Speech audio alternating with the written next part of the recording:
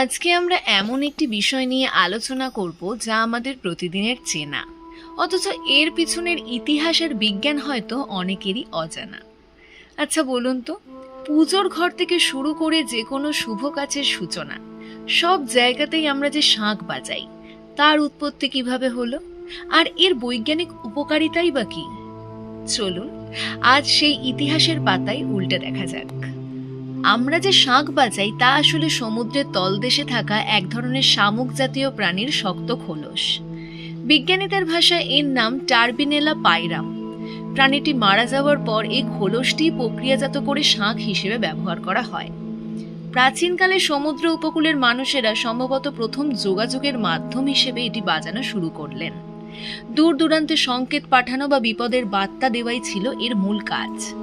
ধীরে ধীরে এটি কেবল সংকেত থেকে পবিত্রতার প্রতীকে পরিণত হয়। মহাভারতের কুরুক্ষেত্রের যুদ্ধে শ্রীকৃষ্ণের পাঞ্চজন্য বা অর্জুনের দেবদত্ত শাঁখের কথা তো আমরা জানি।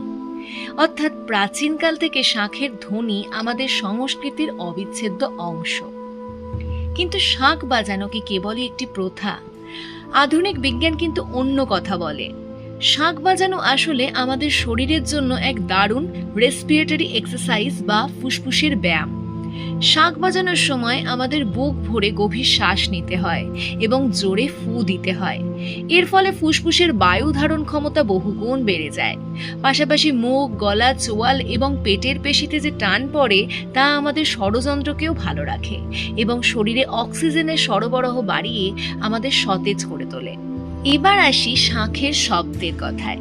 শাঁখ থেকে যে গম্ভীর এবং উচ্চ কম্পাঙ্গের শব্দ তরঙ্গ বা ধ্বনি সৃষ্টি হয় তা আমাদের চারপাশের কোলাহলকে ঢেকে দিয়ে এক প্রশান্তির আবহ তৈরি করে, যা মনকে শান্ত এবং ফোকাসড রাখতে সাহায্য করে। তবে এখানে একটি প্রচলিত ভ্রান্ত ধারণা ভেঙে দেওয়া প্রয়োজন। অনেকেই মনে করেন শাঁখের শব্দে বাতাসে থাকা ব্যাকটেরিয়া বা জীবাণু মারা যায়। বিজ্ঞানের ভাষায় এটি কিন্তু একেবারেই সঠিক নয়। জীবাণু ধ্বংস করার জন্য যে অতিসনক বা আল্ট্রাসনিক তরঙ্গের প্রয়োজন তা মানুষের ফু দিয়ে তৈরি করা অসম্ভব।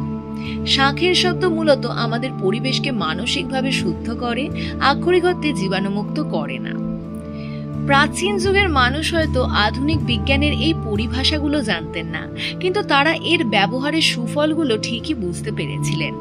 শাঁখ তাই শুধুমাত্র একটি বাদ্যযন্ত্র নয়, এটি আমাদের ঐতিহ্য এবং প্রাচীন বিজ্ঞানের এক অনবদ্য নিদর্শন। আজকের পর্বটি কেমন লাগলো তা অবশ্যই নিচে কমেন্ট করে জানাবেন।